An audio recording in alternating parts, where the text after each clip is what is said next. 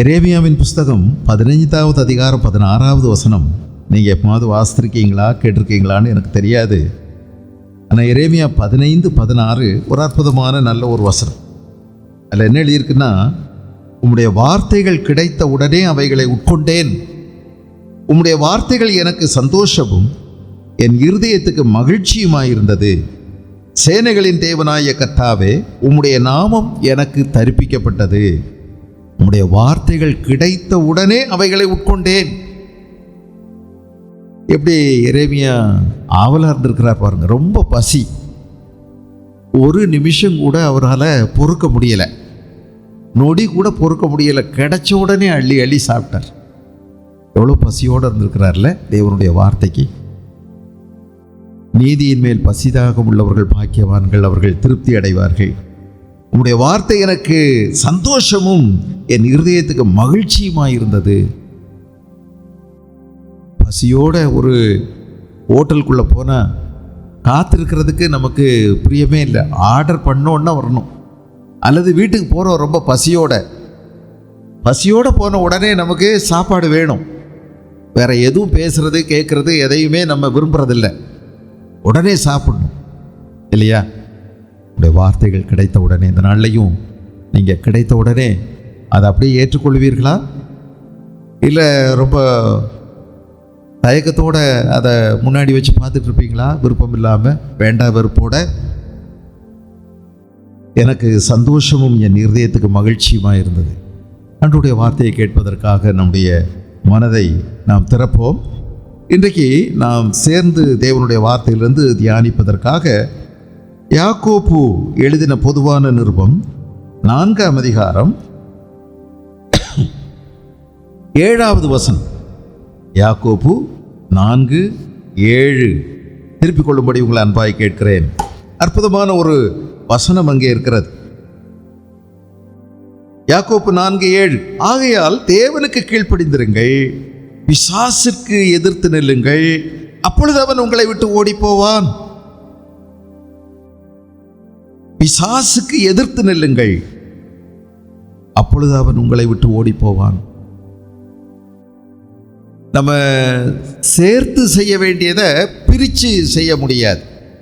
வேதவாக்கியம் சொல்லுகிறது, தேவனுக்கு கீழ்ப்படிந்திருங்கள், பிசாசுக்கு எதிர்த்து நில்லுங்கள், அப்பொழுது அவன் உங்களை விட்டு ஓடி போவான். நீங்கள் பிசாசுக்கு எதிர்த்து நில்லுங்கள், அப்பொழுது அவன் உங்களை விட்டு ஓடி போவான்னு நீங்கள் வீட்டில் வேத வசனத்தை எழுதி நீங்கள் ஒட்டி பாருங்க. சாத்தான் அதை குறித்து சட்டம் பண்ணவே மாட்டான். சாத்தான் பயப்படவே மாட்டான். அப்படி எழுதுனீங்கன்னா யாருக்கு பிசாசு பயப்படுவான் என்றால், தேவனுக்கு கீழ்ப்படிந்திருந்து பிசாசுக்கு எதிர்த்து நிற்கிறவர்களுக்கு தான் பிசாசு அவர்களை விட்டு ஓடி போவான். பாதியை செய்து பாதியை செய்யாமல் முடியவே முடியாது. நீங்கள் வேத புஸ்தகத்தில் கவனிச்சிங்கன்னா, அப்போஸ்தலர் நடபடிகளில் ஒரு ஆசாரியனுடைய பிள்ளைகள் சிலர் பிசாசுட்ட வந்து, பிசாசே போ இயேசுவின் நாமத்தினாலேன்னு சொன்னபோது பிசாசு அவர்கள் மேல் பாய்ந்து அவர்களை அடித்து அவர்கள் நிர்வாணமாய் ஓடி போனார்கள் என்று எழுதப்பட்டிருக்கிறது. இயேசுவின் நாமத்தை வெறுமனே சொன்ன உடனே பிசாசு பயப்படவில்லை. ஆனால் தேவனுக்கு கீழ்ப்படிந்திருக்கிறவர்களை பார்க்கும்போது பிசாசுக்கு பயம் இருக்கிறது. கீழ்ப்படிந்திருந்தால் மட்டும் போதாது, எதிர்த்து நிற்கவும் வேதம் சொல்லுகிறது. Resist the devil, submit to God and resist the devil. எதிர்த்து நில், அப்பொழுது அவன் உங்களை விட்டு ஓடி போவான் என்று வேதம் சொல்லுகிறது. சாத்தானை நம்ம புறத்தலாம், அவனை விரட்டலாம், அவனுடைய செய்கைகளை கட்டுப்படுத்தலாம், கட்டலாம். ஆனால் கொல்ல முடியாது. நீங்கள் ஒன்றும் பாதாளத்துக்கு அனுப்பிவிட முடியாது. ஆனால் துரத்தி விடலாம். இது நமக்கு ஆண்டவராகிய இயேசு கிறிஸ்துவினால் கிடைத்திருக்கக்கூடிய அதிகாரம். பிசாசனுடைய சகல வல்லமைகளையும் சாத்தானுடைய சகல வல்லமைகளையும் மேற்கொள்ள நான் உங்களுக்கு அதிகாரம் கொடுக்கிறேன் என்று சொல்லியிருக்கிறார். ஆக தேவ அதிகாரம் நம்முடைய கையில் இருக்கிறது. இயேசு என்ற பெயரை பயன்படுத்த நமக்கு அதிகாரம் இருக்கிறது. நமக்குள்ளே பரிசுத்த ஆவியின் அபிஷேகம் இருக்கிறது. ஆகவே நாம் என்ன செய்யலாம்? பிசாசுக்கு எதிர்த்து நிற்கலாம். தேவனுக்கு கீழ்ப்படிந்திருங்கள், பிசாசுக்கு எதிர்த்து நில்லுங்கள். அப்பொழுது இது இரட்டை கட்டளை, இரட்டை கட்டளை, ரெண்டையும் சேர்த்து செய்யணும். அப்போ ஒரு வாக்குறுதி உங்களுக்கு சொல்லப்பட்டிருக்கிறது, அவன் உங்களை விட்டு ஓடி போவான் என்பது is a promise. There are double commands. ரெண்டு கட்டளை, ரெட்டிப்பான கட்டளை கொடுக்கப்பட்டிருக்கிறது. ரெண்டையும் சேர்த்து செய்யணும். சில நேரங்களில் நம்ம பிசாசுக்கு எதிர்த்து இருப்போம், பிசாசை போ பிசாசை போன்னு தேவனுக்கு கீழ்ப்படியாமல் இருப்போம். சிலர் ஜெபிக்கும் போது இயேசுவின் பேரை சொல்லி ஜெபிப்பார்கள். படுக்கும்போது இயேசுவின் ரத்தம் பல நேரங்களில் சொல்லுவாங்க, சிலுவையை போட்டுக்கிடுவாங்க, இதெல்லாம் செய்வாங்க, ஜெப எண்ணெயை பயன்படுத்துவாங்க. ஆனால் தேவனுக்கு கீழ்ப்படிய மாட்டார்கள், தேவனுக்கு கீழ்ப்படிய மாட்டார்கள். ஆனால் அவசர ஆத்திரத்துக்கு இயேசுவின் பெயரை சொல்லுவாங்க, இயேசுவின் ரத்தம் சொல்லுவாங்க, ஜெப எண்ணெயை சொல்லுவாங்க, யார்ட்டையாவது ஜெபிக்க ஓடுவாங்க, ஜெப கூட்டத்துக்கு போவாங்க. ஐயோ, இங்கேருந்து எத்தனையோ இடங்களுக்கு ஜெபம் பண்ண அங்கே ஜெபம் பண்ணுறாங்க, இங்கே ஜெபம் பண்ணுறாங்கன்னு ஓடுவாங்க. ஆனால் அவர்கள் தேவனுக்கு கீழ்ப்படிய மாட்டார்கள். தேவனுக்கு கீழ்ப்படிந்திருங்கள், பிசாசுக்கு எதிர்த்து நில்லுங்கள், இரட்டை கட்டளை. அப்பொழுது அவன் உங்களை விட்டு ஓடி போவான். பிசாசு என்று சொல்லப்பட்டிருக்கிறது இல்லையா, பிசாஸ். இந்த வார்த்தை புதிய ஏற்பாட்டில் 37 முறை பயன்படுத்தப்பட்டிருக்கிறது. பிசாஸ் 37 இடங்களில் பிசாசு என்று சொல்லப்பட்டிருக்கிறது. பிசாசு என்ற வார்த்தைக்கு லத்தீன் மொழியில் டயபோலஸ் என்று வருகிறது. டயபோலஸ், DIABOLOS, டயபோலஸ். பிசாசும் சாத்தானும் மாறி மாறி பைபிளில் பயன்படுத்தப்பட்டிருக்கிறது. ஆனால் ரெண்டுக்கும் நெருக்கமாய் பார்த்தால் சின்ன வித்தியாசம் இருக்கிறது. பிசாசும் எதிரி தான், சாத்தானும் எதிரி தான்.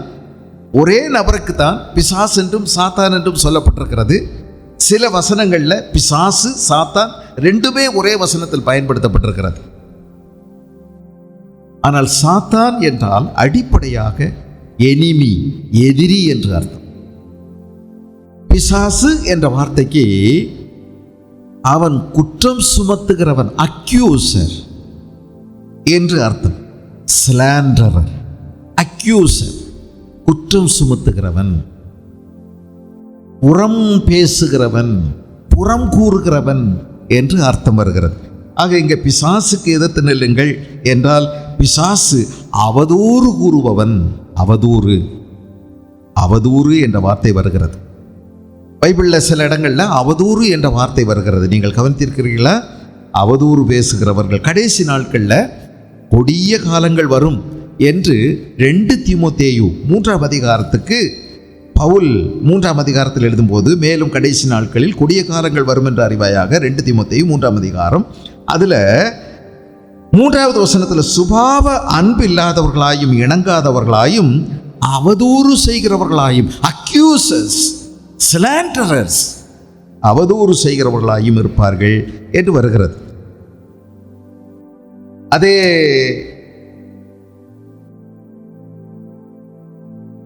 1 தீமோத்தேயு 3:11 நீங்க கவனிச்சீங்கன்னா, 1 தீமோத்தேயு 3:11 அப்படியே ஸ்திரீகளும் நல்லொழுக்கம் உள்ளவர்களும் அவதூறு பண்ணாதவர்களாயும். அவதூறு, அவதூறு என்றால் என்ன? குற்றப்படுத்துவது, அவதூறு சொல்லுகிறவர்களாக இருக்கக்கூடாது. ஸ்திரீகள் தெளிந்த புத்தி உள்ளவர்களும் எல்லாவற்றிலேயும் உண்மை உள்ளவர்களுமாய் இருக்க வேண்டும் என்று எழுதப்பட்டிருக்கிறது. இந்த 2 தீமோத்தேயுக்கு அடுத்து தீத்து என்ற கடிதத்தில், தீத்துவுக்கு எழுதின கடிதத்தில் 3-4 வசனத்தை கவனிச்சிங்கன்னா, 2ஆம் அதிகாரம் 3-4 வசனங்களில் முதிர் வயதுள்ள ஸ்திரீகளும் அப்படியே பரிசுத்தத்துக்கு ஏற்ற விதமாய் நடக்கிறவர்களும் அவதூறு பண்ணாதவர்களும் மதுபானத்துக்கு அடிமைப்படாதவர்களுமாய் இருக்கவும் என்று எழுதப்பட்டிருக்கிறது. ஸ்திரீகள் கொஞ்சம் அதிகம் பேசுவாங்களோ? அம்மா இருக்காங்கல்ல, யாரு? ஏவாள் கொஞ்சம் அதிகமாக தான் பேசுனாங்க. தெரியுமா உங்களுக்கு? கொஞ்சம் அதிகம் தான் பேசினார். ஆண்டவர் சொல்லியிருந்தார், இந்த மரத்தின் கனியை புசிக்கக்கூடாது, இதை புசிக்கும் நாளிலே சாகவே சாவாய் என்று சொல்லியிருந்தார். ஆனால் நம்ம ஏவாள் அம்மா என்ன செஞ்சாங்க தெரியுமா? ஆண்டவர் சொன்னதை சொல்லியிருந்தால் தப்பில்லை. ஆண்டவர் சொல்லாததை சொன்னதாகவும் ஆண்டவர் சொன்னதை சொல்லாததாகவும் மாற்றி பேசினார்கள். நீங்க கவனிச்சிங்கன்னா தெரியும் உங்களுக்கு. 3வது அதிகாரத்தில் ஸ்திரீ சர்ப்பத்தை பார்த்து நாங்கள் தோட்டத்தில் உள்ள விருட்சங்களின் கனிகளை புசிக்கலாம். ஆனால் இயேசு கிறிஸ்து ஆண்டவர் சொல்லியிருந்தார், புசிக்கவே புசிக்கலாம். நீங்கள் இந்த தோட்டத்தில் உள்ள சகல விருட்சங்களின் கனிகளையும் புசிக்கவே புசிக்கலாம் என்று ஆண்டவர் பேசியிருந்தார். நம்ம ஏவாளம்மா என்ன செஞ்சிட்டாங்க? அதில் கொஞ்சத்தை விட்டுட்டாங்க, அந்த அழுத்தத்தை எடுத்துட்டாங்க. புசிக்கலாம் என்று சொல்லிவிட்டார்கள்.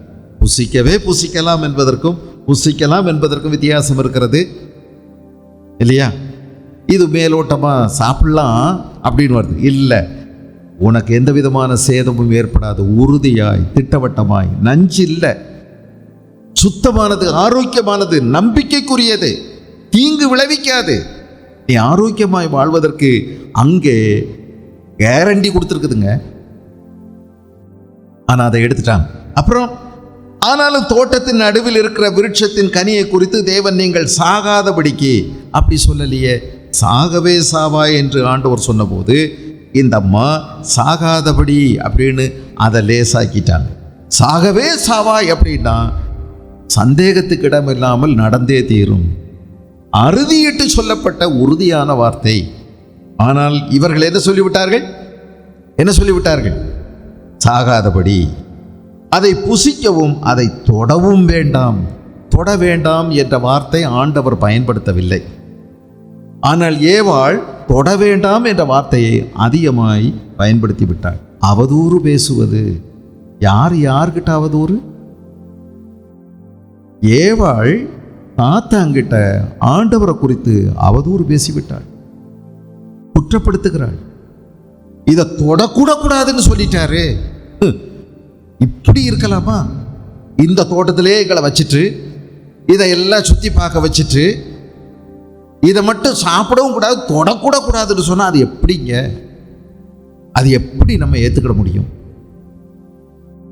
இது சாத்தானுக்கு எவ்வளோ பெரிய வாய்ப்பாக அதிகமாய் மாறிவிட்டது. ஐயோ, சாப்பிடலாம். இது போன்ற சொர்க்கம் போல பழம் எதுவுமே இல்லை. ஒரு தடவை நீ வாயில் வச்சு சுவைச்சேன்னா 100 தடவை இனிக்கும். அந்த ருசி உன் வாயை விட்டு போகவே போகாது. அது உனக்குள்ள நின்றே நிலைக்கும். எப்போ அது கிடைக்கும்னு ஆசையாக இருப்ப. இன்னும் நிறைய விஷயங்கள் சொல்லிவிட்டான். சாத்தானுடைய வேலை அது. சாத்தான், பிசாசு எதிரிதான். அதோடு கூட இன்னொன்று இருக்குது. அவன் குற்றப்படுத்துகிறவன், அவதூறு பேசுகிறவன். சாத்தான் எப்பொழுதுமே பொய்யன். சாத்தான் பொய்யன் என்று வேதம் சொல்லுகிறது. அவன் எப்பொழுதுமே தன்னுடைய சொந்தத்தில் எடுத்து பேசுகிறான். 8வது அதிகாரம் 44வது வசனம். யோவான் எழுதின சுவிசேஷம் 8ஆம் அதிகாரம் 44வது வசனம். 8:44. நீங்கள் உங்கள் பிதாவாகிய பிசாசானவனால் உண்டானவர்கள். பிசாசு உங்கள் பிதாவினுடைய இச்சைகளின்படி செய்ய மனதாயிருக்கிறீர்கள். அவன் ஆதி முதற்கொண்டு மனுஷ கொலைபாதகனாயிருக்கிறான். பொய் சொல்லியே கொலை செய்யணும். இப்படி ஆண்டவர் மேல நிறைய குற்றங்களை சொல்லியே உங்களை கொலை பண்ணிடுறான், நம்மை கொலை பண்ணுகிறான். அவன் ஆதி முதற்கொண்டு மனுஷ கொலைபாதகனாயிருக்கிறான். சத்தியம் அவனிடத்தில் இல்லவே இல்லை. அவனிடத்தில் இல்லாதபடியால் அவன் சத்தியத்திலே நிலை நிற்கவில்லை. அவன் பொய்யனும் பொய்க்கு பிதாவுமாய் இருக்கிறபடியால் அவன் தான் பொய்யன். பொய் எங்கிருந்து வருது? பேய் தான் உற்பத்தி செய்கிறான். அவன் தான் உற்பத்தியாளன்.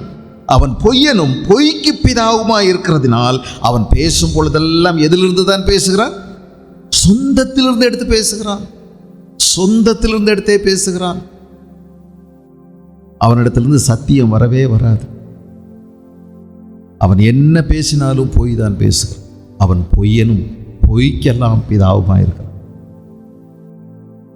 ஆகவே தான் ஆண்டவர் சொன்னார், உள்ளதை உள்ளதென்றும் இல்லதை இல்லதென்றும் சொல்லுங்கள், அதற்கு மிஞ்சியது எல்லாம் தீமைதான், பாவம்தான் என்று சொன்னார். பிசாசு எப்போதுமே ஆண்டவரை குறித்து நம்ம கிட்ட அவதூறானவைகளை பேசுகிறார், அவதூறா பேசுறார். உங்க மேல அவருக்கு அன்பு இருந்திருந்தா இந்த தோட்டத்துக்குள்ள இவ்வளவு அழகான கவர்ச்சியான ருசிகரமான பழத்தை வச்சிட்டு உங்களை சாப்பிடக்கூடாதுன்னு சொல்லுவாரா? அவருக்கு அன்பு இருந்தா அப்படி சொல்லுவாரா? நீங்க ஏன் இதெல்லாம் கேட்டுட்டு இருக்கோம்? அவர் உங்க மேல அன்பு இல்லை. நான் சொல்றேன், இதுதான் ரொம்ப சிறப்பான பழம், இதை நான் சாப்பிட்றேன், இதை நான் சாப்பிட்டதுனால தான் இவ்வளோ பேரழகனா இருக்கேன், இவ்வளோ அறிவோர் ஆற்றலோடு இருக்கேன், நான் கூடு விட்டு கூடு பாயிறேன், எனக்கு எங்கேருந்து எங்கே போக பிடிக்கும், இப்படி தான் இருக்கணும் அப்படி தான் இருக்கணும்னு நான் இல்லை. அவர் நீங்கள் கட்டுப்பட்டு போயிருக்கீங்க, அவர் உங்களை கட்டுப்படுத்தி வச்சிருக்கிறார். ஆனால் இதை சாப்பிட்டு பாருங்கள், உங்கள் கண்கள் தெளிவடை, உங்கள் அறிவு பெருகும். நீங்கள் நீங்களாக இருக்க மாட்டீங்க, நீங்கள் அவரை போல மாறிடுவீங்க, நீங்கள் ஆஹா ஓஹோன்னு மாறிடுவீங்க. அவருக்கு பிறகு கட்டுப்பட்டு இருக்க மாட்டீங்க. உங்களுக்கு தெரியும் எது நல்லது, உங்களுக்கு தெரியும் எது கெட்டது. நீங்களே உங்களை கட்டுப்படுத்தி கொள்ளலாம், நீங்கள் சுதந்திரம் அடைவீர்கள். நீங்கள் ஏன் அடிமையாக இருக்கணும்? சொல்லி கொடுத்தான் பாருங்க. ஆகவே இதை புசித்தாள், வஞ்சிக்கப்பட்டாள்.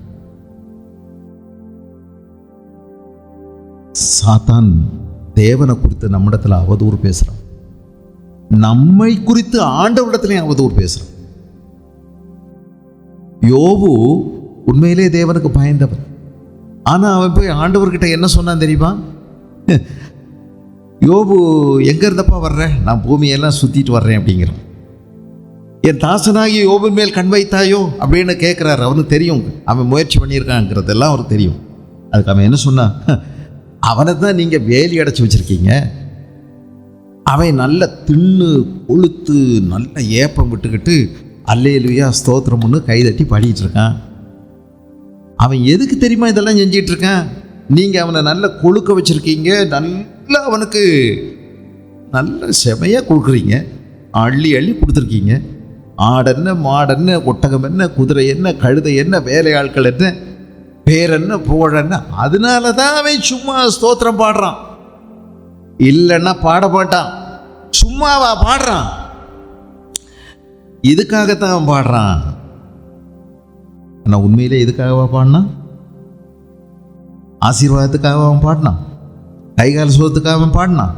இல்லை, உண்மை அது கிடையாது. ஆனால் அவனுடைய நோக்கங்களை எல்லாம் திரிச்சு கூறி அதுக்கு வேற வேற கலர் கொடுத்து ஆண்டவர்கிட்ட பேசினா பார்த்தீங்களா? அப்போ ஆண்டவர் சொல்கிறாரு பாருங்க, ஆண்டவருக்கும் இவனுக்கும் தான் இப்போ போட்டி, பிசாசுக்கும் ஆண்டவருக்கும் தான் போட்டி. அப்போ ஆண்டவர் சொல்கிறாரு, சரி நீ அதெல்லாம் எடுத்துக்க.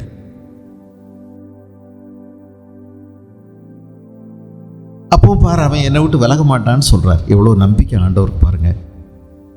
போனா பாருங்க, அம்பட்டையும் அழிச்சு போட்டான். சில நாட்களுக்குள் சகலமும் சுத்தமாய் எல்லாமே அவரை விட்டு எடுக்கப்பட்டது. எதிரிகள் வந்தார்கள், எல்லாம் எடுத்துட்டாங்க, எல்லாம் முடிஞ்சு போச்சு. ஒன்றுமே இல்லாமல் சும்மா உட்கார்ந்துருக்கிறார்.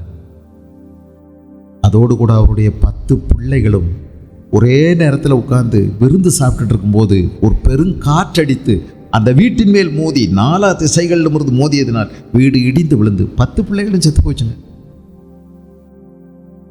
அழுதார். 10 பிள்ளைகளுக்கும் ஒரே நேரத்தில் அடக்க ஆராதனை நடந்தது. அழுதார். அப்போ அழும்போது என்ன சொன்னார் தெரியுமா? குளிக்கரையில் நின்று கர்த்தர் கொடுத்தார், கர்த்தர் எடுத்தார், கர்த்தருடைய நாமத்துக்கு ஸ்தோத்திரம்னு சொன்னார். பிசாசு தோற்கடிக்கப்பட்டான். பாவம் தன்னுடைய நாவினால் தேவனுக்கு விரோதமாய் அவன் செய்யவில்லை, தேவனை தூஷிக்கவில்லை. சாத்தான் தோல்வி உறுகிறான்.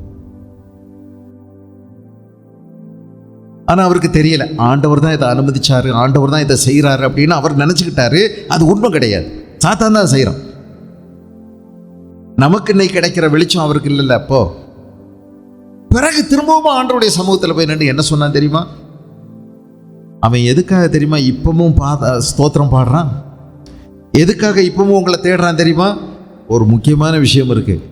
கைகால சோத்துக்கு தான் ஐயா, யாராக இருந்தாலும் கைகால சோத்துக்கு தான் கடவுளை தேடுவாங்க. நீங்கள் எதுக்கு வந்திருக்கீங்க சொல்லுங்கள் பார்ப்போம். இங்கே வந்துட்டு போனால் இந்த வாரம் முழுவதும் எப்படி இருக்கும்? நல்லா இருக்கும். வேலை கிடைக்கும், கொஞ்சம் நல்லா இருக்கும். போகலைன்னா ஒரு மாதிரி இருக்கும். போயிட்டு வந்தோமா நல்லா இருக்கும். நான் இங்கே கையில் நல்ல காசு தங்கும், பாதுகாப்பாக இருக்கும், எந்த பிரச்சனையும் இருக்காது. அவ்வளோதான். ஒரு முட்டில் வலின்னா நம்மளாலாம் போக முடியாது, நடக்க முடியாது. காலில் புண்ணு இருக்குது, எப்படி போக முடியும்? ஒரு கூனி ஒருத்தி 18 வருஷமாக ஆராதனைக்கு வந்திருக்காங்க. அவளுக்கு தெரியாது அன்னைக்கு அவளுக்கு ஒரு அற்புதம் நடக்கும்னு.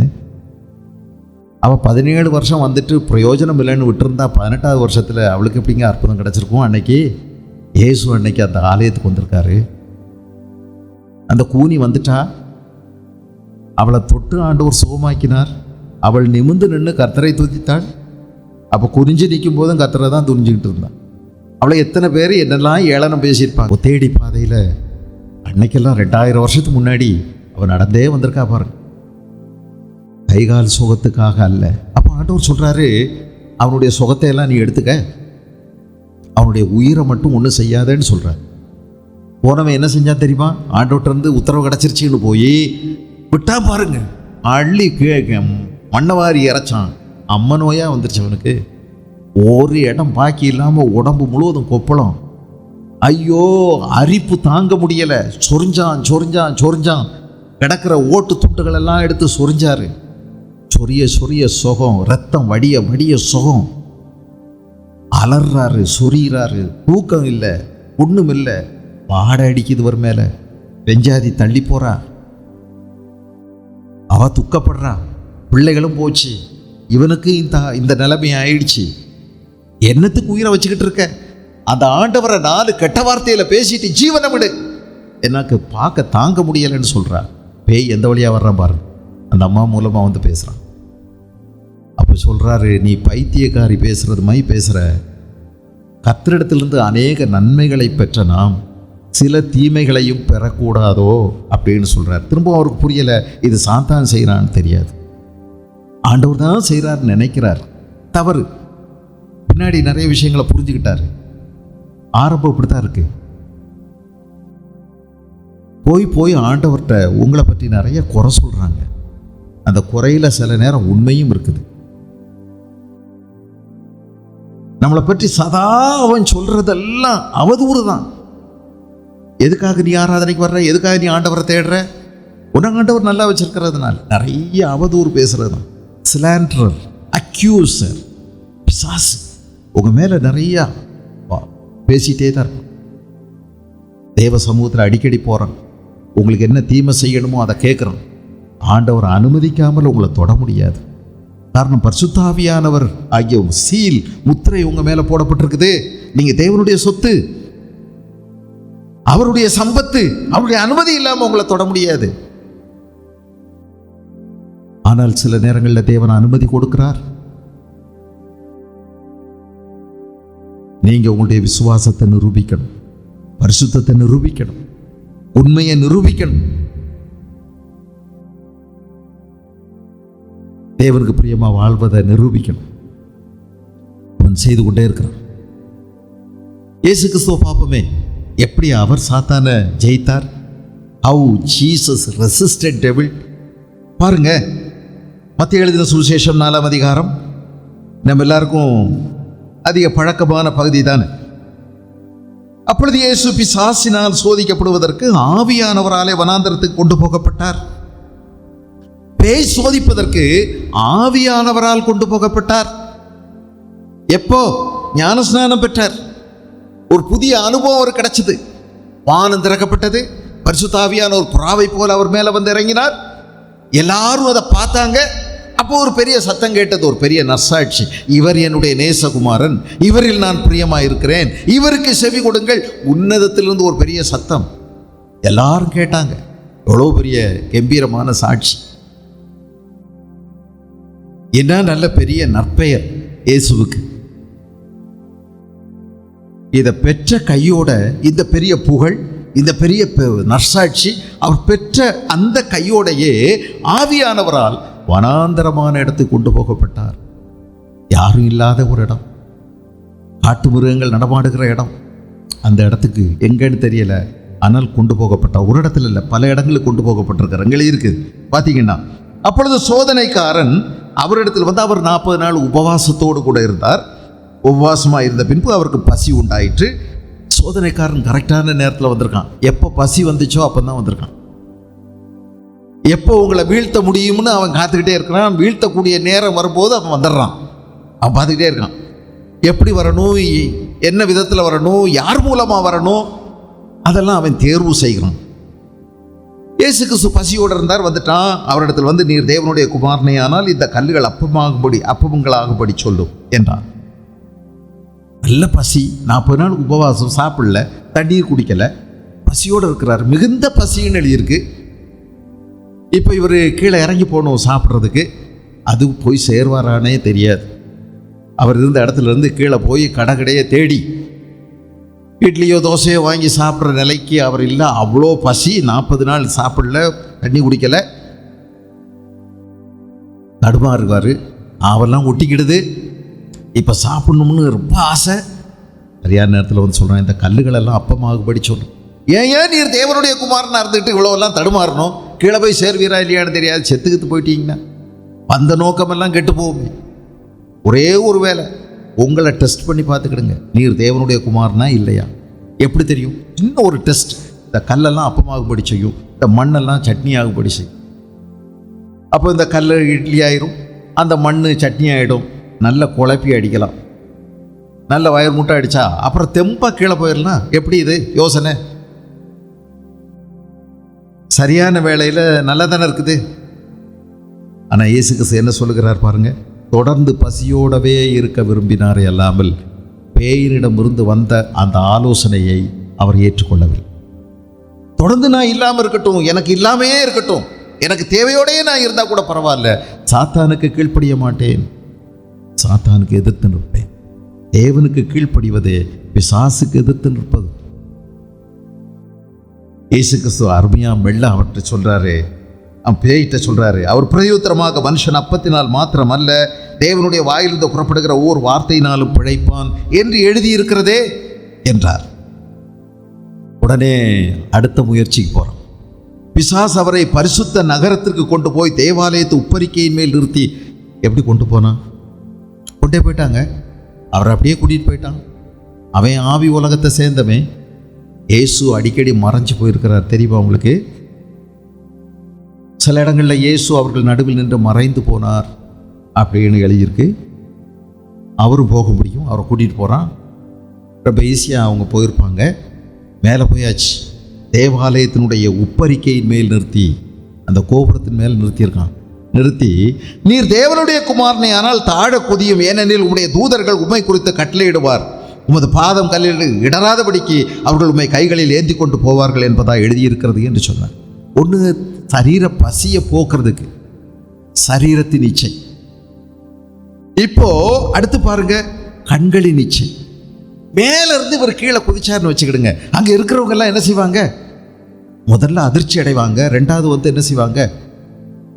அவர் குதிச்ச மாதிரி இருந்தாலும் இவர் கீழே வந்து சும்மா சாதாரணமாக நிற்க போறார், ஒரு காயவும் இல்லாமல். அப்போ எல்லாரும் என்ன செய்வாங்க? ஜோராக கைதட்டுவாங்க. அற்புதமான சக்திப்பா இவருக்கு அப்படின்னு சொல்லி உடனே மாலை கொண்டு வந்து போட்டு அவரை என்ன செய்வாங்க? எல்லாரும் ராஜாவாக்கிடுவாங்க. இவர் மாதிரி ஒரு சக்திமான், ஸ்பைடர்மேன் பார்த்ததே இல்லை. மேல இருந்து அப்படியே குதிக்கிறாரு, ஒண்ணுமே ஆகல. எல்லாரும் பேசுவாங்கல்ல, பெருமை புகழ் எல்லாம் வந்து சேரும், ஜீவனத்தின் பெருமை. ஆனால் இயேசு கிறிஸ்து அவன் சொன்னதும் வேத வசனம் தாங்க.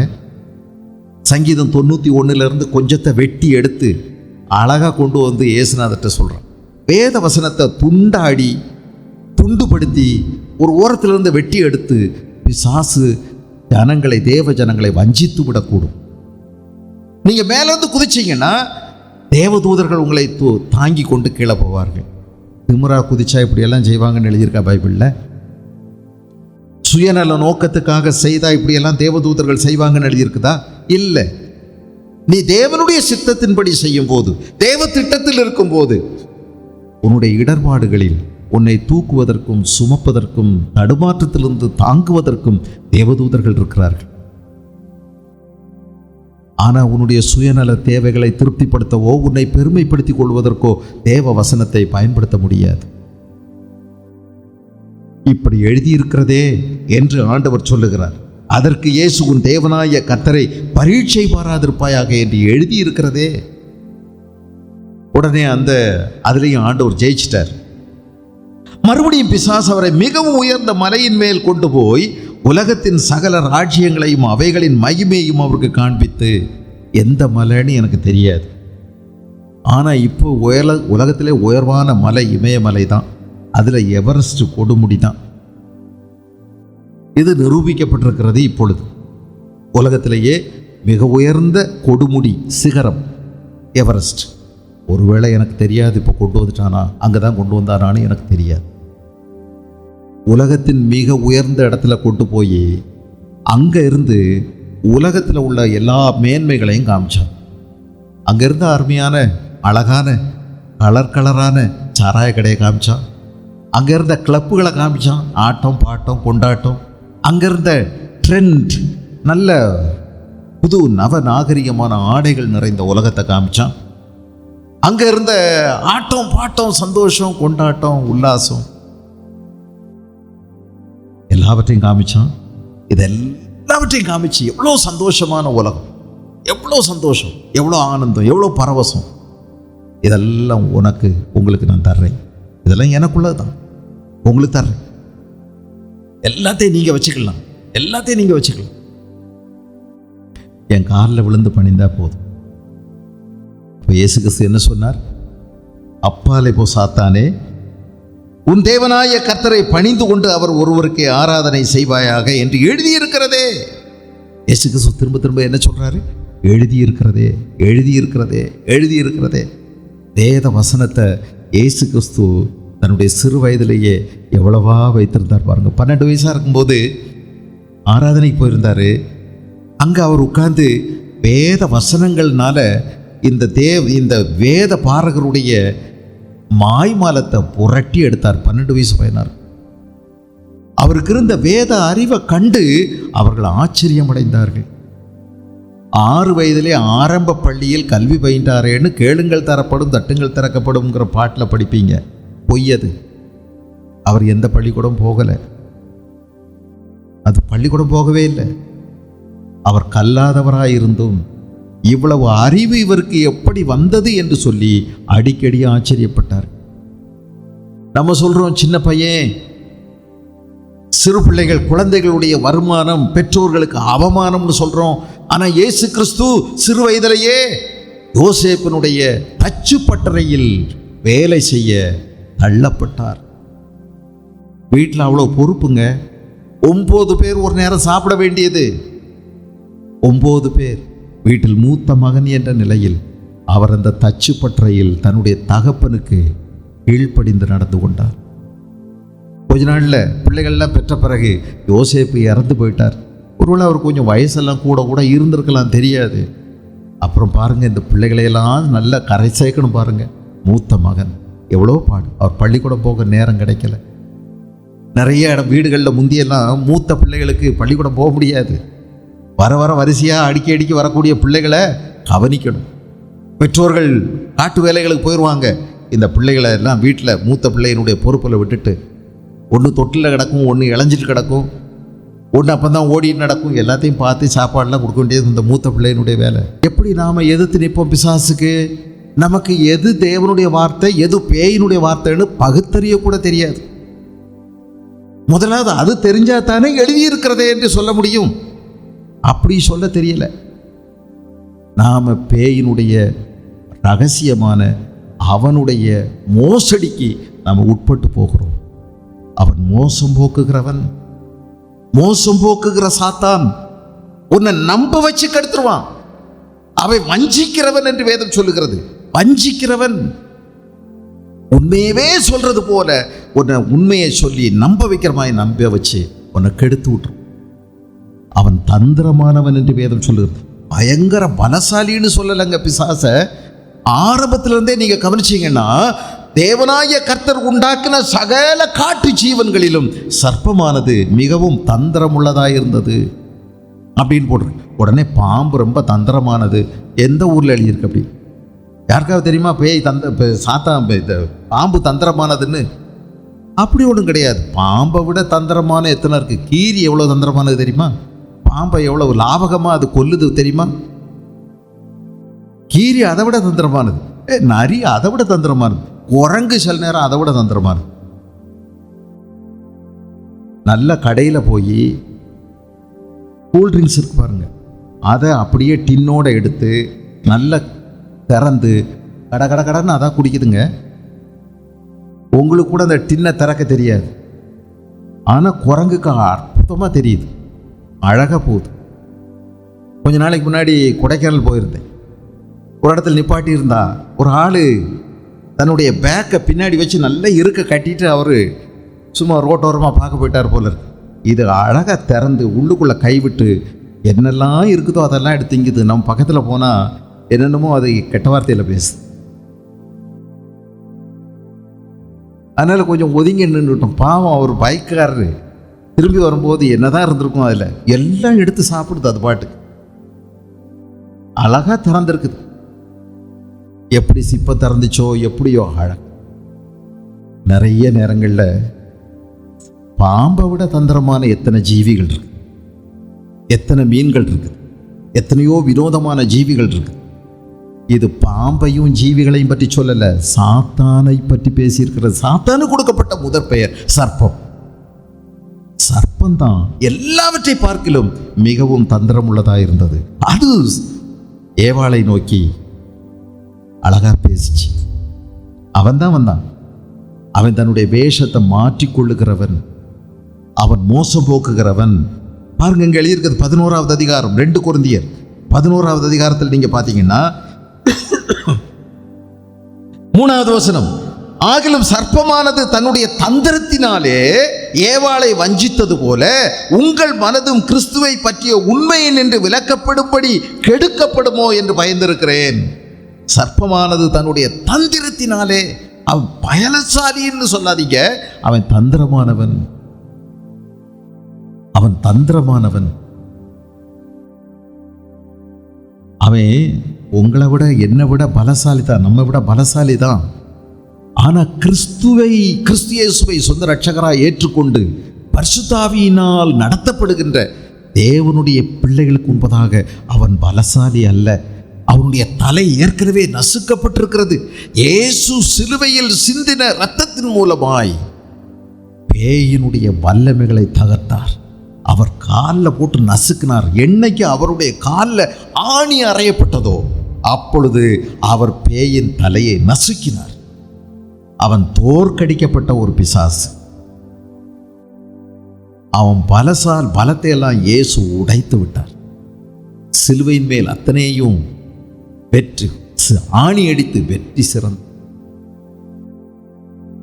மரணத்தின் அதிகாரியாகிய பிசாசானவனை தம்முடைய மரணத்தினாலே அழிக்கும் படிக்கும், ஜீவகாலமெல்லாம் மரண பயத்தினால் அடைபட்டு கிடக்கிறவர்களை விடுவிக்கும் படிக்கும் இயேசு நம்மை போல மாம்சம் உள்ளவரானார், மாம்சமும் இரத்தமும் உடையவரானார். ஆக அவன் தோற்கடிக்கப்பட்ட ஒரு விரோதி. அவரை பார்த்து நம்ம பயப்பட வேண்டியதில்லை. ஆனால் அவன் மிகவும் தந்திரமானவன். அவன் தந்திரமாக தான் இன்னைக்கு விசுவாசிகளை அவன் வீழ்ச்சி அடையும்படி செய்கிறான். எப்படி செய்கிறான் பாருங்க. அப்படிப்பட்டவர்கள் 13வது வசனம், கள்ள அப்போஸ்தலர்கள், கபடமுள்ள வேலையாட்கள், கிறிஸ்துவனுடைய அப்போஸ்தலரின் வேஷத்தை தரித்து கொண்டவர்களாக இருக்கிறார்கள். வேஷத்தை தரிக்கிறான். இது மாதிரி ஆராதனையில் சினிமா பாடலை பாடி நல்லா ஆடுறாங்கங்க. மதுரையில் ஒருத்தன் ஆடுறான், சென்னையில் ஒருத்தன் ஆடுறான். அவன் கள்ள அப்போஸ்தலன், கிறிஸ்துவனுடைய அப்போஸ்தலரின் வேஷத்தை தரித்து கொண்டவர்களாக இருக்கிறார்கள். அது ஆச்சரியம் அல்ல. சாத்தானும் ஒளியின் தூதனுடைய வேஷத்தை தரித்துக் கொள்வானே. அவன் ஒரு காலத்தில் ஒளியின் தூதனாக இருந்தவன் தான். ஆனால் அவனை இருளின் தூதனா ஆண்டவர் சபித்து விட்டார். அவனை மட்டுமல்ல, அவருடைய சகாக்கள், அவனோடு கூட சேர்ந்த தேவதூதர்கள் எல்லாரும் தள்ளப்பட்டார்கள், பூமியிலே தள்ளப்பட்டிருக்கிறார்கள். அவன் இன்னைக்கு நமக்கு எதிராக யுத்தம் செய்கிறான், போர் செய்கிறான். ஆகையால் அவனுடைய ஊழியக்காரரும் நீதியின் ஊழியக்காரருடைய வேஷத்தை தரித்து கொண்டால் அது ஆச்சரியம் அல்ல.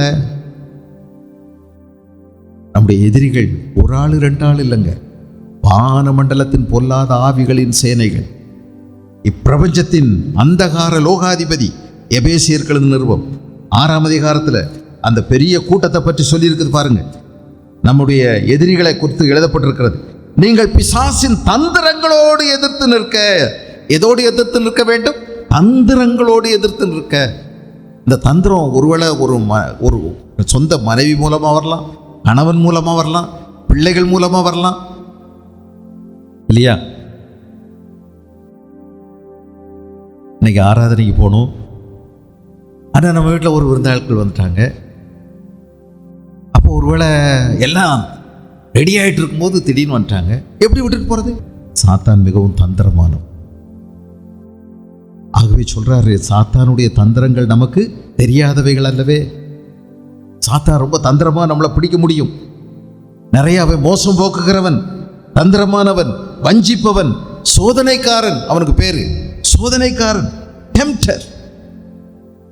உங்களை நிறைய விதங்களில் சோதிப்பான். தீமை செய்ய வைக்க, கெட்டதை செய்ய வைக்க, அதை உற்சாகப்படுத்த, உங்களுக்குள்ள பெருமையை ஊக்குவிக்க, அதை வளர்த்த, சுயத்துக்கு தீனி போட நிறைய அவன் உங்களுக்கு ஆலோசனைகளை கொடுப்பான். நாம தான் ஜாக்கிரதையா இருக்கணும். சத்தியத்திலிருந்து நம்மளை வெளியே கொண்டு போறதுக்கு எத்தனையோ முயற்சிகள் பாருங்க. கலாத்தியர்களது நிருபத்தில், கலாத்தியர் 3ஆவது அதிகாரத்தில் 1வது வசனம், புத்தி இல்லாத கலாத்தியரே, நீங்கள் சத்தியத்திற்கு கீழ்ப்படியாமற் போகத்தக்கதாக உங்களை மயக்கினவன் யார்? ஒரு மயக்கம் வந்துருச்சு. சத்தியத்திற்கு கீழ்ப்படியாமற் போகத்தக்கதாக உங்களை மயக்கினவன் யார்? இயேசு கிறிஸ்து சிலுவையில் அறையப்பட்டவராக உங்கள் கண்களுக்கு முன் பிரத்யட்சமாய் உங்களுக்குள்ளே வெளிப்படுத்தப்பட்டிருந்தாரே. ஒன்றை மாத்திரம் உங்களிடத்தில் அறிய விரும்புகிறேன், நியாயப்பிரமாணத்தின் கிரியைகளினாலேயோ விசுவாச கேள்வியினாலேயோ எதனால் ஆவியை பற்றீர்கள்? எதனால் ஆவியை பற்றீர்கள்? தேவனுடைய வார்த்தையை கேட்டதினால் உருவான விசுவாசத்தினால் நீங்கள் தேவாவியை பற்றீர்கள். ஆவியினாலே ஆரம்பம் பண்ணின நீங்கள் இப்பொழுது மாம்சத்தினாலே முடிக்க போகிறீர்களோ? நீங்கள் இத்தனை புத்தியினரா? உங்களுக்காக இவ்வளவு பாடுபட்டேனே, இத்தனை பாடுகளை வீணாய்ப்பட்டீர்களோ? அவைகள் வீணாய் போயிற்றோ? இன்னும் பின்னாடி எழுதுறாரு 5ஆம் அதிகாரத்தில் 7வது வசனம், நீங்கள் நன்றாய் ஓடினீர்களே, சத்தியத்திற்கு கீழ்ப்படியாமற் போக உங்களை தடை செய்தவன் யார்? தடை செய்தவன் யார்? இந்த போதனை உங்களை அழைத்தவரால் உண்டானது அல்ல. புளிப்புள்ள கொஞ்சம் மாவானது பிசைந்த மாவு அனைத்தையும் உப்ப பண்ணும். நிறைய பேர் துருபதேசம், சத்தியத்தை விட்டு நம்மை விலக்கி கொண்டு போக முடியும். ஆக சத்தியத்தை நீங்க தெளிவாய் அறிந்திருந்தால் மட்டுமே இப்படி எழுதியிருக்கிறதே என்று நீங்கள் சொல்ல முடியும். இயேசு அதைத்தான் செய்தார். ஆண்டவர் நமக்கு இந்த சத்தியத்தை போராயுதமாய் கொடுத்திருக்கிறார். சத்தியம் என்னும் அரைக்கச்சை நீங்கள் உங்களுடைய அறைகளில் கட்டினவர்களாயும், நீதி என்னும் மார்க்கவசத்தை உங்களுடைய மார்பிலே கொடுத்தவர்களாயும், ரட்சிப்பு என்னும் தலைசீரா, சுவிசேஷம் சொல்வதற்கு எப்போதும் ஆயத்தம் என்கிற பாதரட்சி, தேவனுடைய ஆவியின் பட்டயமாகிய வேத வசனம், இவைகளை எப்பொழுதும் நாம் போர் செய்வதற்கு தயாராக அணிந்தவர்களாக இருக்க வேண்டும். இதற்கு பெயர் தேவனுடைய சர்வாயுத வர்க்கம். The whole armor of God. முழு தேவனுடைய சர்வாயுத வர்க்கத்தையும் தரித்து கொண்டவர்களாய் நிற்க வேண்டும். விசுவாசம் என்னும் கேடயம், ஆவியின் பட்டயம். எதிரி நம்மளை தாக்கும்போது நம்ம தடுப்பது பலது இருந்தாலும் தாக்குவதற்கு ஆண்டவர் ஒரு ஆயுதம் கொடுத்திருக்கிறாரு, பலமான ஆயுதம். அது தேவனுடைய வார்த்தை தான். தேவனுடைய வார்த்தை அது அவனுடைய நெஞ்ச குத்தி பிளக்கும். ஓடி விடுவான். சாத்தானுக்கு எதிர்த்து நில்லுங்கள், அப்பொழுது அவன் உங்களை விட்டு ஓடி போவான். வேதம் தெளிவாய் சொல்லுகிறது. அவனை ஓட ஓட விரட்டுறது இந்த பிசாசுக்கு எதிராக நிற்பது வேத வசனத்தை கொண்டுதான். சில காலம் இயேசுவை விட்டு விலகி இருந்தான் என்று சொல்லப்பட்டிருக்கிறது. இந்த சோதனைகளுக்கு பின்பு தேவதூதர்கள் வந்து இயேசுவுக்கு பணிவிடை செய்தார்கள் என்று மத்தேயுவில் எழுதியிருக்கு. 11வது வசனத்தில் தேவதூதர்கள் வந்து பணிவிடை செய்தார்கள். அவர் பசியோடு இருந்தார். ஆனால் பேயினுடைய ஆலோசனையை கேட்டு பசியை திருப்திப்படுத்திக்கல. தேவனுடைய சித்தத்தில் பசியோடு இருக்கவே அவர் சம்மதித்தார், அதை தீர்மானித்தார். அதனால அவருக்கு எப்படி தெரியுமா, மேலிருந்து ஆகாரம் வந்து, மேல்தரமான ஆகாரம் மேலிருந்து கொண்டு வந்தார்கள். தேவன் எவ்வளவாய் கனப்படுத்துகிறார். தேவனுக்கு கீழ்ப்படுகிறவர்களை, பிசாசனுடைய ஆலோசனைக்கு எதிர்த்து நிற்கிறவர்களை எவ்வளவாய் பரலோகம் கனப்படுத்துகிறது பாருங்க. உங்களையும் என்னையும் பரலோகம் கனப்படுத்தும். நீங்க தேவனுடைய சித்தத்தை செய்வதற்காக பேய் கொண்டு வருகிற குறுக்கு வழிகளை நீங்க இல்லை என்று மறுக்கும் போது, when you resist, when you reject, when you flee, ஓடும்போது, அதை விட்டு ஓடும்போது தேவன் உங்களை கனப்படுத்தும். குறுக்கு வழியில சம்பாதிக்கலாம், குறுக்கு வழியில் நீங்க நிறைய ஆசீர்வாதங்களை பெற்றுக்கொள்ளலாம். வேணா நீங்க சொல்லுவீங்க ஆண்டவர் எனக்கு கொடுத்தாருன்னு. எல்லாம் ஆண்டவர் கொடுக்கலையே, ஆண்டவர் கொடுத்ததல்ல. ஆண்டவர் கொடுத்தால் ஆண்டவரே கொடுப்பார், அதை ஆண்டவர் நடத்துவார். யார்கிட்டையும் கேட்க வேண்டிய அவசியமே கிடையாது. தேவனுக்கு சித்தமானது அவருடைய கைனாலேயே வாய்க்கும், அவருடைய கைனாலேயே வாய்க்கும். நீ அதுக்காக கடன்பட வேண்டியது வராது. தேவன் கொடுப்பதில் வேதனை இருக்காது, வேதனை இருக்காது. நீ அதுக்காக கடன்பட்டு நீ சும்மா வேதனை என்னாலும் சொல்லி சொல்லி தலையில் அடிச்சுக்கிட வேண்டிய அவசியம் வராது. தேவன் வல்லமை உள்ளவர், போதுமானவர். அவர் ஒன்று ஒரு காரியத்தை செய்ய சொன்னால் அதுக்கு தேவையான பலனையும் அவர் கொடுத்திருப்பார், அதுக்கு தேவையான கிருபையை அவர் கொடுத்திருப்பார். ஆனால் இங்கே கவனிக்கணும், நீங்கள் தேவனுக்கு கீழ்ப்படிந்து போகும்போது உங்களுடைய காரியங்கள் எல்லாம் தேவனாலேயே கைகூடி வரும். அவர் ஆண்டவர் நிச்சயமாய் செய்வார். அதுதான் தேவனுடைய அருமையான ஆண்டவர். பரலோகத்திலிருந்து தேவதூதர்கள் வந்தார்கள், அவர்கள் அவருக்கு பணிவிடை செய்தார். வேண்டிய ஆகாரம்லாம் கொடுத்தாங்க, உயர்தரமான எல்லாம் செய்தாங்க. சந்தோஷம். இயேசுவோட கூட ஒரு சீஷன் இருந்தான் இல்லையா, 12 சீடர்களில் ஒருத்தன். இயேசு கிறிஸ்து குறித்து சொன்னார். 6ஆம் அதிகாரம் யோவான் எழுதின சுவிசேஷத்தில், நான் உங்களை 12 பேரை தெரிஞ்சுக்கிட்டேன் இல்லையா, அந்த 12 பேரில் உங்களில் ஒருத்தன் பிசாசா இருக்கிறான் அப்படின்னு இயேசு சொன்னார். உங்களில் ஒருத்தன் பிசாஸ். 6ஆம் அதிகாரம் 70வது வசனம் பாருங்க. இயேசு அவர்களை நோக்கி, 12 உங்களை நான் தெரிந்து கொள்ளவில்லையா? உங்களுக்குள்ளும் ஒருவன் பிசாசா இருக்கிறான், உங்களுக்குள்ளும் ஒருவன் பிசாசா இருக்கிறான். யோவான் எழுதின சுவிசேஷமே வெறும் 11 நாள் குறிப்பு தாங்க. இயேசுநாதர் வாழ்க்கையில் நடந்த 11 நாள் டயரி குறிப்பு. அதில் இவன் வேலை என்ன தெரியுமா, நிறைய தடவை இயேசு கிறிஸ்துவ முயற்சி பண்ணிட்டான், உலக பிரகாரமான ஒரு பெரிய ராஜ்யத்தை அமைக்க. இயேசு இதுக்கெல்லாம் மறுத்த போது இயேசுவை குறித்து நிறைய பேரிடத்துல புறாது பேசிக்கிட்டே இருந்தான், புரணி பேசிக்கிட்டே இருந்தான், அவதூறு பேசிக்கிட்டே இருந்தான். அவர் அந்த மாதிரிலாம் இல்லை, அவர்லாம் லாயக்கில்லை, அவரை நம்பி நம்மெல்லாம் பிழைக்க முடியாது. நான் ஏதோ இருக்கிறேன், பார்ப்பேன், ஒரு அளவு வரை பார்ப்பேன், அப்புறம் நான் வச்சுக்கிறேன், இப்படியே சொல்லிகிட்டு இருக்கான். உங்களில் ஒருவன் பிசாசா இருக்கிறான். இயேசுவோட கூட தான் இருக்கான், ஆனால் இயேசு செய்கிற எதுவும் பிடிக்கலை, அவன் விரும்புகிறமா இயேசு செய்யலை. இந்த உலகம் என்னுடைய ராஜ்யம் இந்த உலகத்துக்குரியது இல்லைன்னு சொல்கிறாரு. அவனுக்கு இந்த உலகத்தில் ராஜ்யம் அமைக்கணும்னு அவன் விரும்புகிறான்.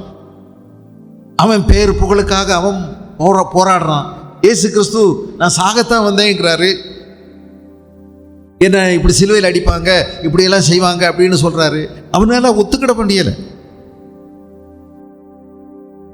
13வது அதிகாரத்தில் யோவான் எழுதின சுவிசேஷத்தில் நீங்கள் பார்த்தீங்கன்னா, இயேசு கிறிஸ்து இந்த கடைசி ராபோஜனத்துக்காக உட்கார்ந்துருக்கிறார். ராபோஜனம்லாம் பண்ணிகிட்டு இருக்கும்போது அங்கே என்ன நடக்குது தெரியுமா, இவனுக்குள்ள பிசாசு புகுந்தான் அப்படின்னு போட்டிருக்கு. 13வது அதிகாரம் 2வது வசனம், சீமோனின் குமாரனாகிய யூதாஸ் காரியத்து அவரை காட்டுக் கொடுக்கும்படி பிசாசானவன் அவன் இருதயத்தை தூண்டுகிறபடியினால் அவர்கள் போஜனை பண்ணி கொண்டிருக்கையில், பிசாசு தூண்டுறான், இவரை போட்டு தள்ளிடு, இவரால் உனக்கு நான் காசுக்கு பிரயோஜனமே இல்லை, வருஷம் 3 ஆகி போச்சு, நீ இவரை நம்பி வந்த, இப்போ உன் குடும்பம் நட்டாத்தில் நிற்குது, எல்லாம் கடன் பிரச்சனை, பேசாமல் ஏதாவது ஒரு வேலைக்கு போயிருந்தா கூட இந்நேரம் 4 பேரை மாதிரி ஏதோ சம்பாதிச்சு ஒரு வீட்டை கிட்ட வாங்கியிருக்கலாம், ஒரு இடமாவது வாங்கி போட்டிருக்கலாம் வீடு கட்ட. கடைசியில் பார்த்தா இப்போ இயேசுன்னு நீ பின்னாடியே போய் ஒரு பிரயோஜனமும் இல்லை. வருஷம் 3 ஆயிடுச்சு. இனி எத்தனை வருஷம் இவர் கூட இருந்தாலும் இதே நிலை தான், பிச்சைக்காரத்தனம் தான். அதனால் பேசாமல் இவரை என்ன செஞ்சிடணும், இவரை முடிச்சிடணும். இவரை முடிச்சிரு. பிசாசு அவனுக்குள்ளே போய் தூண்ட ஆரம்பிச்சிட்டான். இவரை காட்டி கொடுத்தா ஏதோ காசு கொடுப்பேங்கிறாங்களே. அவனுடைய மனசு தூண்டப்படுகிறது. அவன் போய் பேச போயிட்டான். இதை தெரிஞ்சுமே இயேசு எழுந்திருந்து, தாம் இருந்த இடத்துலேருந்து எழுந்திருந்து ஒரு வாளியில் தண்ணி எடுத்து நாம் உடுத்திருந்த வஸ்திரத்தை கொஞ்சம் ஒதுக்கி வச்சுட்டு ஒரு சேலையை துணி எடுத்து கட்டி இவனுடைய காலை கழுவுனார். அவர் உடுத்திருந்த அந்த சேலையின் துண்டுனால பகுதியினால தொடச்சார். அவர் கடைசி பரியந்தமும் அவனில் அன்பு கூர்ந்தார். எதிரிய சிநேகின்னு சொல்லி கொடுத்த ஆண்டவர் இதெல்லாம் செய்யாம இருந்திருந்தா சத்தியத்துக்கு பலன் இருந்திருக்காதுங்க. சத்தியம் இருக்கும். அவர் சொன்னார், கர்த்தர் சொன்னார், சத்ருவை சிநேகியுங்கள். எவனால சிநேகிக்க முடியும்? அதுக்கெல்லாம் பலன் இருக்காது, கிரெடிபிலிட்டி இருக்காது, நம்பிக்கைத்தன்மை இருந்திருக்காது. ஆனா அவர் சொன்னவர் இங்க வந்தாரு, அவர் வாழ்ந்து காண்பித்தார். அதை போல இன்னைக்கு சத்தியத்திற்கு பலன் இருக்கிறது. சத்தியம் அடித்தளம். அது உறுதியாக இருப்பதற்கு காரணம் இயேசுவனுடைய முன்மாதிரி, இயேசு வாழ்ந்த விதம். எனக்கு ஒரு நல்ல முன்மாதிரியை அவர் பின்வைத்து போனார். அவருடைய அடிச்சுவடு. அவன் பிசாசு அவரை தூண்டுனா, ஆனா இயேசு எழும்பி அவன் மீது அன்பு கூர்ந்தார். மாற்றிக்கப்பா சிந்தனைய, நான் உன்னை உண்மையா நேசிக்கிறேன், நீ கெட்டு போகக்கூடாது, உன் மேல முடிவு பறிந்து நான் அன்பு வச்சிருக்கிறேன், நான் உண்மையா நேசிக்கிறேன்னு சொன்னார். கேட்டானா? கேட்கல. 7 இடங்கள்ல எச்சரிக்கை கொடுத்தார். என் கூட இந்த பாத்திரத்தில் கை போடுறவனே அப்படின்னு சொல்றார். உங்களில் ஒருத்தன் நானான்னு அவனும் கேட்குறான். ஆமான்னு சொல்றார். ஐயோ கண்டுபிடிச்சிட்டாரு, மாற்றிக்கிடுவோம். நல்லவரை நம்ம கெடுக்கிறது தப்பு இல்லையா? நினைக்க வரலங்க. எல்லாம் முடிஞ்ச பிறகு ரொம்ப தூரத்தில் போய் தனியாக அழுதான். வீடுக்கு இடமெல்லாம் வாங்கி போட்ட பிறகு கொஞ்சம் கொஞ்சமாக எடுத்து வாங்கிட்டே இருந்தான் பாருங்க. பிசாசு தூண்டுறான். உங்களையும் தூண்டக்கூடும் உங்க மனசை. 2 நாளாகமத்தில் எழுதியிருக்கு. 1 நாளாகமத்தில் தாவீதினுடைய மனசை பிசாசு தூண்டுனா அப்படின்னு போட்டிருக்கு. தாவீதினுடைய மனசை பிசாசு தூண்டி விட்டான். அதனால அவர் என்ன செஞ்சாரு? அவர் லக்கம் பார்க்கணும் அப்படின்னு சொல்லி முயற்சி பண்ணார். அவன் தூண்டுவான். 1 நாளாகமம் 21:1 எழுதியிருக்கு. தூண்டி விட்டான். என்னத்துக்கு தூண்டுனா, நான் எவ்வளோ பெரிய ஆளு, எவ்வளோ பெரிய திறமை எனக்கு இருக்குது, என்னுடைய இராணுவத்தின் பலம், நான் பயன்படுத்தக்கூடிய ஆயுதம் எல்லாம் 4 பேர் தெரிஞ்சிருக்கணும் அப்படின்னு சொல்லி அவனுக்கு ஒரு ஜீவனத்தின் பெருமை, தன்னை பற்றி எல்லாரும் பிரபலமாக தெரியணும், புகழணும், அறியணும் அப்படின்னு தாவீதுக்கு ஒரு ஆசை. தேவனுடைய இருதயத்துக்கு ஏற்றவேன்னு பெயர் பெற்றார். ஆனால் இங்கே நீங்கள் கவனிச்சிங்கன்னா, அப்படி பெயர் பெற்றவன் கூட he was not immune to temptation. ஆனால் இந்த சோதனையை எதிர்க்கிற ஒரு மன வலிமை அவனுக்கு இயற்கையா இல்லை. தேவனுடைய இருதயத்துக்கு ஏற்றவேன்னு பெயர் பெற்றவன் கூட சோதனைக்கு உட்பட்டு விட்டான். நடந்தது என்ன தெரியுமா? 70,000 பேர் செத்து போனாங்க. 70,000 பேர். ரொம்ப அழுதார். அத்தனை பேருடைய மரணத்துக்கும் நான் தான் காரணம்னு சொல்லி அழுதார். நான் தான் பாவம் செஞ்சேன், என்னை மன்னிங்க கேட்டார். ஆனால் அதுக்குள்ள 3 நாள் 70,000 பேர் போயிட்டாங்க.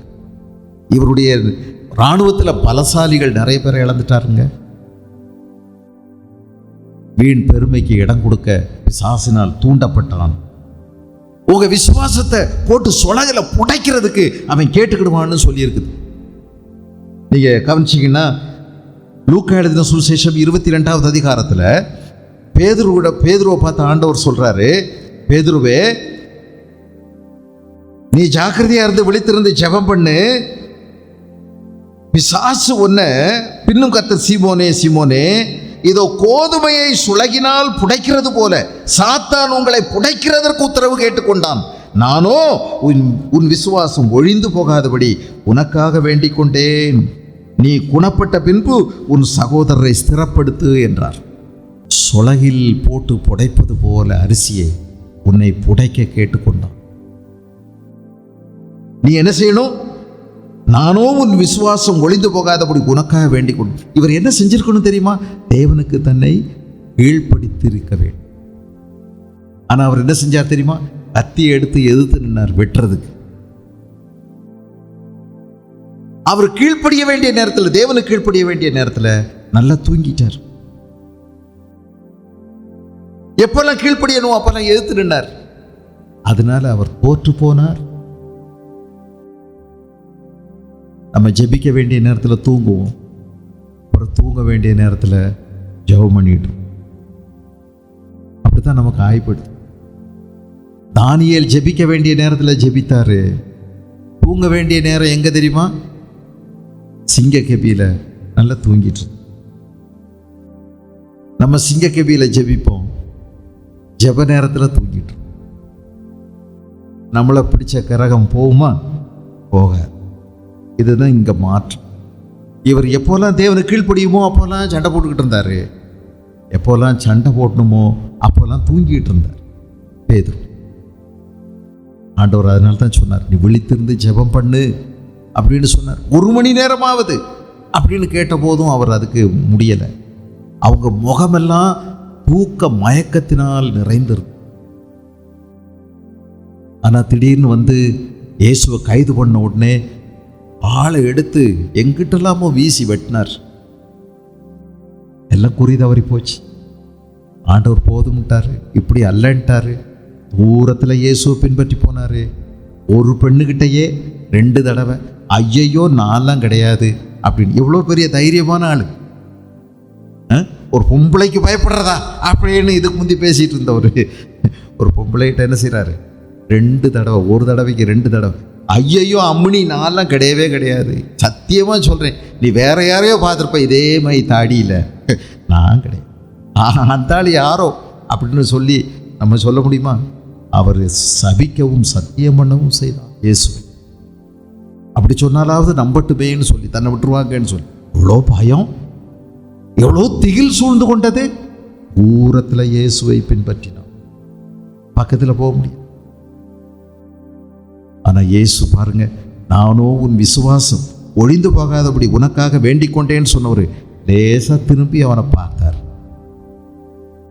அவன் போய் கதறி அழுதான், மனம் கசந்து அழுது தேவனிடத்தில் ஒப்புரவாகி கொண்டான்.